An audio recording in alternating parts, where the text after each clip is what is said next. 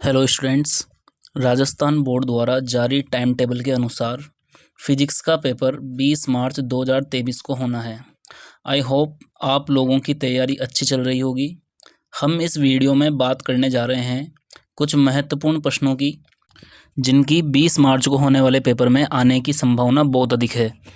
इन प्रश्नों का चयन मैंने राजस्थान बोर्ड में इससे पहले हो चुके एग्ज़ाम्स में आए हुए प्रश्नों का डीपली एनालिसिस करके किया है।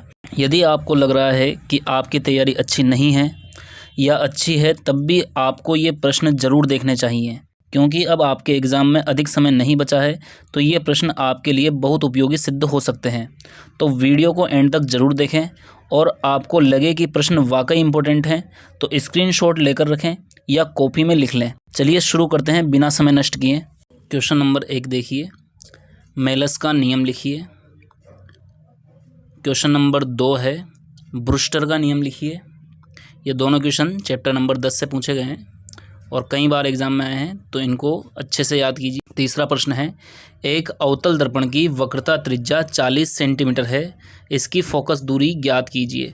तो वक्रता त्रिज्या जो है वो फोकस दूरी की 2 गुनी होती है, अतः इसका आंसर हो जाएगा हमारा 20 सेंटीमीटर। क्वेश्चन नंबर 4 है, 10⁴ वोल्ट से त्वरित इलेक्ट्रॉन की डी ब्रोगली तरंगदैर्घ्य ज्ञात कीजिए। ये तो चैप्टर नंबर 11 से क्वेश्चन है।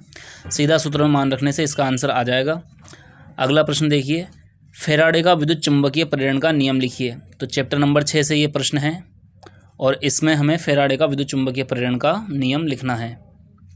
क्वेश्चन नंबर 6 है, आइंस्टीन का प्रकाश विद्युत समीकरण व्युत्पन्न कीजिए। इसकी सहायता से प्रकाश विद्युत प्रभाव की व्याख्या कीजिए। बहुत महत्वपूर्ण प्रश्न है, कई बार एग्जाम में पूछा गया है। ये चैप्टर नंबर 11 से पूछा गया सवाल है और बार बार पूछा जाता है। तो आइंस्टीन का पहले प्रकाश विद्युत समीकरण लिखना है, उसके बाद इसकी सहायता से प्रकाश विद्युत प्रभाव की व्याख्या भी करनी। प्रश्न नंबर 7 है, किरचॉफ के नियमों की सहायता से व्हीटस्टोन सेतु की संतुलन की अवस्था के लिए प्रतिबंध स्थापित कीजिए। ये चैप्टर नंबर 3 से प्रश्न है। किरचॉफ के नियम की सहायता से व्हीटस्टोन सेतु का जो संतुलन की अवस्था के लिए सूत्र होता है वह स्थापित करना है। अगला प्रश्न है, रेडियो एक्टिव क्षयता का नियम लिखिए। यह चैप्टर नंबर 13 से सवाल है और इसमें रेडियो एक्टिव क्षयता का नियम लिखना है। अगला प्रश्न है, दर्पणों या लेंसों के लिए कार्तीय चिन्ह परिपाटी लिखिए तथा दर्पण सूत्र की व्युत्पत्ति कीजिए। ये चैप्टर नंबर 9 से सवाल है। यहाँ पर हमें दर्पणों या लेंस के लिए कार्तीय चिन्ह परिपाटी भी लिखनी है और दर्पण सूत्र जो 1/f बराबर 1/u + 1/v होता है उसको स्थापित भी करना है। अगला प्रश्न है 10वां, बायो सावर्ट का नियम लिखिए। धारावाही वृत्ताकार कुंडली के कारण उसकी अक्ष पर स्थित किसी बिंदु पर उत्पन्न चुंबकीय क्षेत्र का व्यंजक व्युत्पन्न करना है और आवश्यक चित्र भी बनाना है। तो ये चैप्टर नंबर 4 से प्रश्न पूछा गया है। पहले हमें बायो सावर्ट का नियम लिखना है, फिर एक धारावाही वृत्ताकार कुंडली के कारण, यानी ऐसी कुंडली जिसमें धारा प्रवाहित हो रही है, उसकी अक्ष पर कोई बिंदु होगा, उस बिंदु के ऊपर हमें विद्युत क्षेत्र का व्यंजक स्थापित करना। अगला प्रश्न है 11वां, एम्पियर का परिपथीय नियम लिखिए।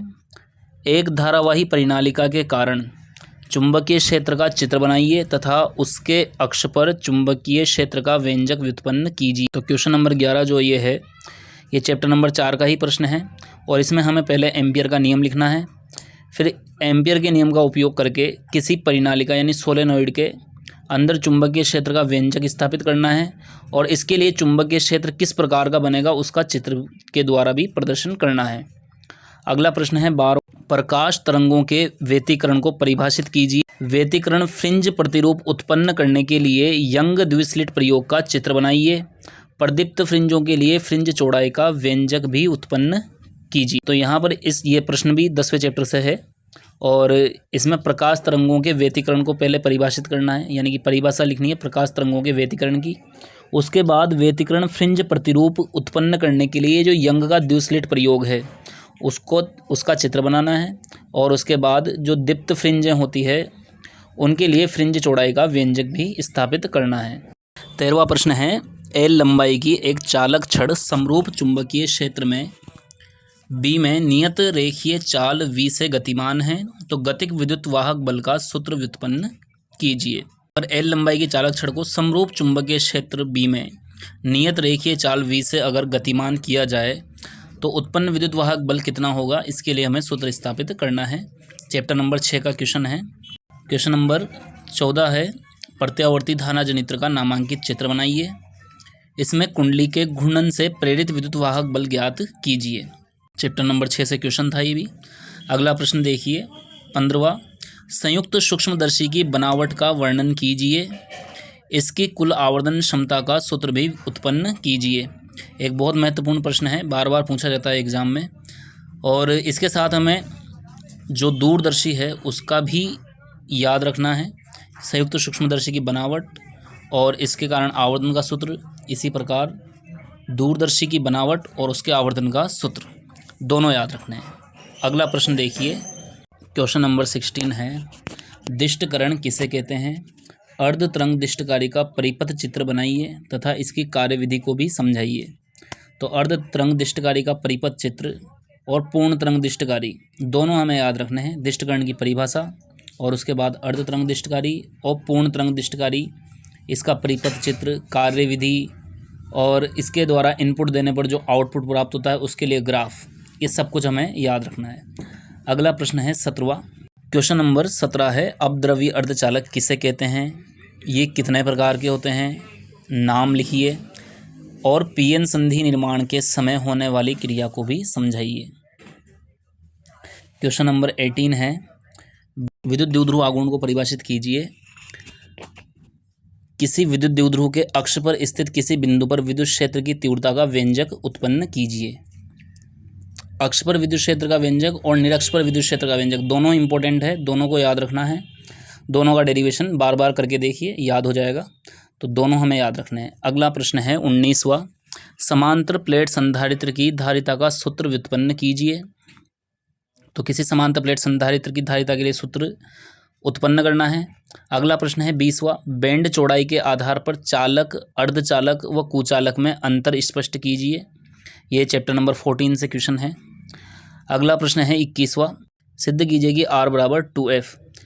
ये 9वें चैप्टर का प्रश्न है और इसमें हमें सिद्ध करना है कि वक्रता त्रिज्या जो है वो फोकस दूरी की 2 गुनी होती है। अगला प्रश्न है 22वां, रदरफोर्ड सोडी के नियम की सहायता से सह समीकरण व्युत्पन्न कीजिए। तो चैप्टर नंबर 13 से प्रश्न है ये। हमें रदरफोर्ड सोडी का नियम लिखना है पहले और फिर उसकी सहायता से जो क्षय समीकरण है उसे भी व्युत्पन्न करना है, यानी n बराबर n0 e की पावर माइनस लेमडा t। अगला प्रश्न है 23वां और इसमें पूछा गया है, निम्न को परिभाषित कीजिए। तो कुछ परिभाषाएं हमें यहाँ पर, ये जो इम्पोर्टेंट परिभाषाएं हैं चैप्टर नंबर 5 से, इन्हें याद रखना है। नमन कोण, दिक्पात कोण तथा पृथ्वी के चुंबकीय क्षेत्र का क्षैतिज घटक, ये तीनों परिभाषाएं हमें अच्छे से याद रखनी है। अगला प्रश्न है 24वां, विस्थापन धारा को परिभाषित कीजिए। मैक्सवेल समीकरणों को समाकलन के रूप में लिखिए।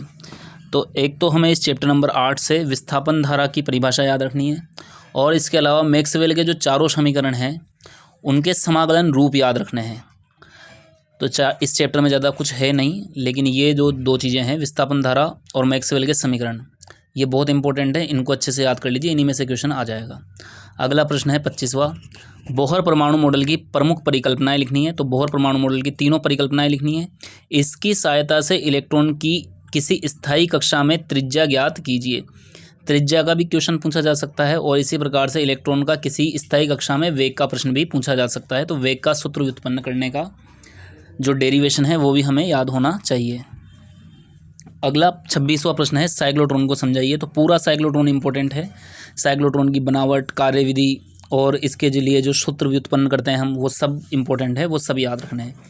अगला प्रश्न है 27वां, अपवहन वेग को परिभाषित कीजिए। तो ये परिभाषा है चैप्टर नंबर 13 से, ये हमें याद रखनी है। अगला प्रश्न है 28वां, विद्युत क्षेत्र रेखाओं को परिभाषित कीजिए तथा इनके कोई 2 गुण लिखिए। तो विद्युत क्षेत्र रेखाएं चैप्टर नंबर 1 से और इसी प्रकार चुंबकीय क्षेत्र रेखाएं भी हमें याद रखनी है और इनके कोई 2 गुण याद रखने हैं। कई सारे गुण हैं लेकिन हमें 2 गुण तो कम से कम याद होने ही चाहिए। अगला प्रश्न है 29वां, विद्युत वाहक बल तथा टर्मिनल वोल्टता में अंतर स्पष्ट कीजिए। तो विद्युत वाहक बल और टर्मिनल वोल्टता में क्या अंतर होता है, उनकी हमें परिभाषाएं लिखनी है।